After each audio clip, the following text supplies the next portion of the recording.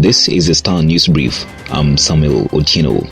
Everyone is testing the wind. Groupings coalesce, fall apart, and members seek new strong parties and partners in the dynamic run-up to the 2022 general election. In your copy of Siasa this weekend, read how the wave of realignments or party hopping has set in as politicians make moves they believe will give them a lifeline ahead of the election. Well aware of the fast approaching August 9th poll, governors and MPs as well as those out in the cold for years are calculating their next moves. They're informed by the popularity of political parties and the top presidential candidates in their regions. Get a copy of the Star by subscribing to our e-paper for only 10 shillings by dialing star 550 star 3#.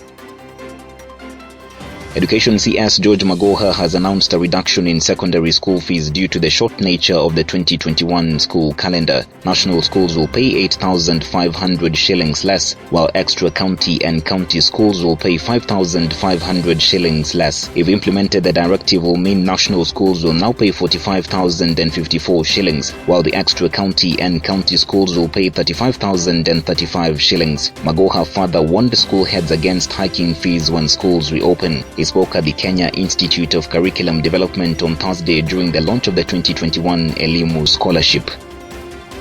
President Uhuru Kenyatta's Jubilee Party is facing arguably its lowest moment, following in the footsteps of PNU that delivered one victory and then virtually disintegrated. The once vibrant political outfit brought on board 13 parties that folded and joined before the 2017 general election. It was a juggernaut, but today it's struggling to win a political seat in areas where it once had near fanatical support. The party was recently humiliated in 2 parliamentary by-elections in Juja and Kiambaa, right at the president's Kiambu backyard.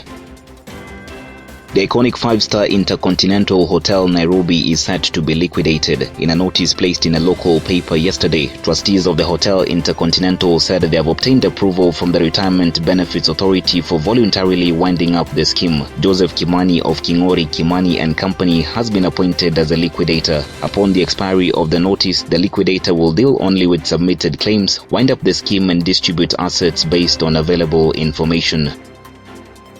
A post-mortem on the 3 bodies of teenagers who were kidnapped and later murdered by a confessed killer shows they were strangled and hit in the head with a blunt object. The post-mortem showed Brian Omondi and Junior Mutuku died of strangulation, while Charles Opindo had a head injury inflicted by a blunt object. The autopsy on a 4th victim was not done because it was a skeleton. Chief Government Pathologist Johansen Oduor conducted the exercise at the city mortuary on Thursday. He said the process of identifying the 4th male victim would take long.